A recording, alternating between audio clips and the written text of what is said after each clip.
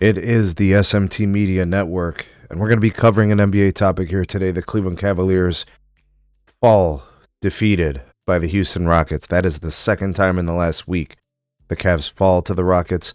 No shame in getting beat by Houston, but I think we need to discuss a couple of things about the Cavs that are really starting to stick out here in the last couple of weeks. All right, so let's talk about this game and kind of what I've been seeing as I've been watching the Cleveland Cavaliers as they take another loss, and this one at home against the Houston Rockets. All right, final score, 135 to 131. The Cavs lose by 4. This game was really, really close down to the wire. The Cavs made it a fight, really started putting together some points in the fourth quarter, but just couldn't get the defensive stops and scores. All right, so let's take a look at what exactly happened here. Houston opened up with 33 points in the first quarter, so Cleveland was down 6, and then the Rockets, I think they outscored the Cavs by 8 in the second quarter, so they took a lead going into the second half. Houston outscored them by 3 in the third quarter, so it left the Cavs in a double-digit deficit, having to come back in the fourth, and the Cavs responded. Whatever it took, it sparked them offensively. We saw them score a ton of points. The Cavs scored 47 in the fourth quarter, but it doesn't matter. We're going to talk about their defense in a second. Here are some of the team stats between the two teams. The Cavs shot almost 52%. The Rockets shot 55%. That is a function of a lack of defense. The fact that Houston, which is not a good shooting team, shot 55%. The Cavs shot 43 from 3. The Rockets shot 46 from 3. The Rockets aren't really a good three-point shooting team. I think they're bottom 5 in the league in attempts and makes. So the fact that the Cavs were letting them have those threes and they were making so many of them at an efficient clip is a concern. All right, anyways, in terms of free throw attempts, the Rockets got to the line 45 times. Now, they made 71% of them, but that's a lot of trips, right? Those are easy shots. Had it not been for Şengün missing so many free throws, I mean, who knows, right? Total rebounds, the Rockets were +4. Offensive rebounds, the Rockets were +3. Those are things that, I'm going to come back to momentarily here when I speak about the defense. Turnovers, it was actually a pretty clean game for the Cavs. They typically average, kind of from what I've been seeing, like 15 to 17 turnovers a game. They only had 11 now, and same thing with the Rockets. Points in the paint were equal. Now, the reason why I think this is a problem is because the Cavs have two very good defensive anchors in the paint. Sometimes in at the same time, sometimes they're staggered. Mobley and Allen. And somehow, some way, the Rockets found 56 points in the paint. So I think that is a concern when you think about those two guys being there, that probably shouldn't be happening. Let's give the Rockets credit. They play the Cavs tough. Amen Thompson has been killing them the last couple of games. 8 of 13 from field goal, 23 points. He added 10 assists, he added 14 rebounds and 10 assists, a steal and 2 blocks. He really was excellent tonight. He's been killing the Cavs. Dylan Brooks got 13. He was 5 of 8. Şengün, a terrorist when it comes to just wreaking havoc in the paint. Really just so much trouble. Just a handful. He really is a pesky player. He has a presence defensively. He has a presence offensively. He really is kind of the grit and the heart of that team with respect to kind of, all that action down and around the paint. And I think they feed off his energy. Fred VanVleet, 20 points, 6 of 13 shooting, 6 of 9 from 3. He killed us from 3 tonight. And then Jalen Green was very good from 3, 5 of 11, 26 points, 7 of 16 overall shooting. Not much else with the exception of Steven Adams, a little bit off the bench with 14 points. But that's really it from the Rockets. They had a lot of guys out with injuries. And, so did the Cavs. But, I'll be honest with you guys. The Cavs, let's get through these numbers, then we'll talk about the Cavs. All right, Evan Mobley, 7 points. That ain't going to cut it. He's got to be more assertive, got to be more aggressive. You log 29 minutes, you can't score 7 points. Jarrett Allen, same thing, 8 points. You got to find a way to get more involved. Now, the points were coming from Darius Garland and Donovan Mitchell. Garland, 39, Mitchell, 33. So they were the stars. The backcourt carried, right? Darius Garland, 14 of 22 from the field, 4 of 7 from 3. Perfect from the line. We needed those free throws a couple games ago, sir. Donovan Mitchell, 11 of 27. So I wouldn't say he had a great shooting night, not by a long shot.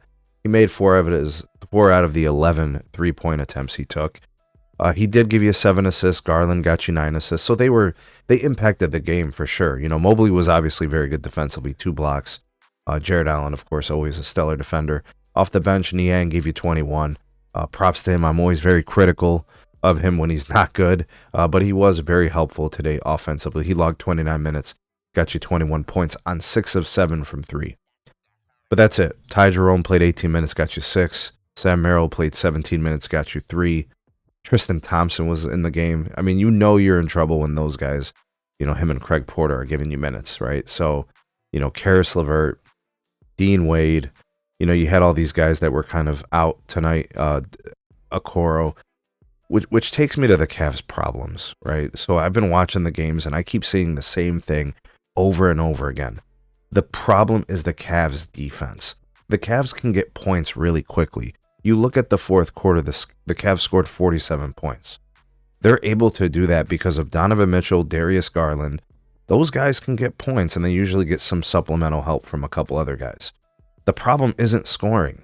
They can score. I mean, look at the score, 135 to 131. The problem is defensively. They don't get stops consistently, and especially at crucial moments of the game, it puts additional pressure on them to try to get those stops when you're down by multiple possessions. So Mobley and Allen, I would say, are probably your exception. Defensively, they're both very good. And tonight, Donovan Mitchell turned up and really dialed up the defensive intensity in the fourth quarter. It led to, them getting turnovers and taking the ball on the other side and getting some buckets on some rim runs. But to be honest with you guys, the defense is the problem. The final rotation on a lot of these possessions are getting exploited. So whether it's Niang or whether it's Strus, I saw that happen a couple of times. The closeouts on the threes, for example, the Rockets were getting some wide open looks and they were making them. Put back dunks on the rebounds. It's just not good, and it's not going to be conducive to winning if they continue to have those back-breaking plays. So the Cavs gave up a lot of big points in these quarters, and it was because of that final moment on the defensive possession, on those put-back dunks and those lob plays. It's attention to detail. It really is. Kenny Atkinson, who I've spoken about glowingly through all these videos, he's got to see that adjustment. The coaching staff has to see it. Get some attention and detail, check the assignments, and then make that adjustment. And I know LeVert is out. Dean Wade is out. Okoro was out. These are guys that typically are heavily involved in your rotation and are much better defenders collectively when they're in compared to who's filling in for them now. But it really doesn't matter. Does it matter who it is? Just box out. Does it matter who it is? Make that final rotation and offer resistance to the shot that's getting put up. Close out on all of those attempts. So I'm not gonna say that the Cavs are in trouble.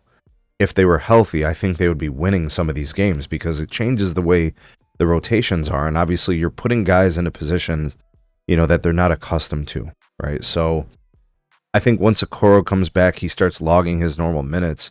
He's going to be on the wing defending a lot of those guys that are open for these threes. And the same thing with LeVert. He gives you a little bit of offense, right? And then he also plays good defense. He usually gets the assignment on one of the better scoring, backcourt options for the opposing team. And of course, Dean Wade, we're talking about a guy who's 6'10" and can actually play some pretty decent defense. His feet move very well. 6'9", 6'10". It's hard to replace that. So we'll see what happens. The Cavs have an upcoming stretch of some games that I think are winnable. I don't know. Let's take a look at some of these. So they've got next up is the Pistons at home. That's a winnable game for the Cavs. They've got a game at the Heat on Wednesday. So game against the Pistons Monday, the Heat Wednesday. They'll be going to Miami, but then coming back home to play the Hawks, which is going to be a tough matchup, always is. And then they've got the Mavericks at home on Sunday. And then the Celtics, I think they have them at home on that Tuesday, and then the Pistons again. So those are not easy matchups. They can get some wins, but I mean, if you're just thinking about where we are in the standings, right? The Cavs are now 36-8, or are they? I think 36-9 now.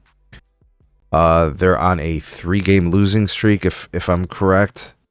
2 or 3-game losing streak because they lost to the 3-game losing streak. Yeah. And the Celtics, I mean, not like the Celtics are hot on their heels, but if you lose several games and then the Celtics get back on track, I know they won tonight. You know, the lead can shrink, and if you have goals of making a run to the Eastern Conference Finals and you want home court advantage and you want all these things, you got to start playing better, and I think it starts with the defensive side of the ball. You can't be giving up 130 points every night. No way, no how. You've got to hold your opponent to less. Otherwise, you know, you're trying to outscore them, and that's not easy to do in the NBA. Anyways, let me know what you guys think. If you've been watching the Cavs, what do you think their problem is? Let me know if you agree with what I'm seeing or if you disagree, what it is. Do you think the Cavs are frauds? Do you think they're the real deal and they're just in a slump? Me personally, I'm not jumping off the bandwagon just yet. I think if the Cavs are healthy, I think this is probably a different situation. They'll probably get things figured out here once they get their guys back in the lineup. I'm not too worried. My concern level, my concern meter on a scale of 1 to 10, I'll put it at a 2. I'm not really that worried. I'd be more concerned about some other teams in the league. Definitely not the Cavs. I think they'll be just fine. What do you guys think, though? Drop me a comment. Excited to read what you guys have to say on the Cavs. Like, share, and subscribe for more. We'll see you guys on the next video.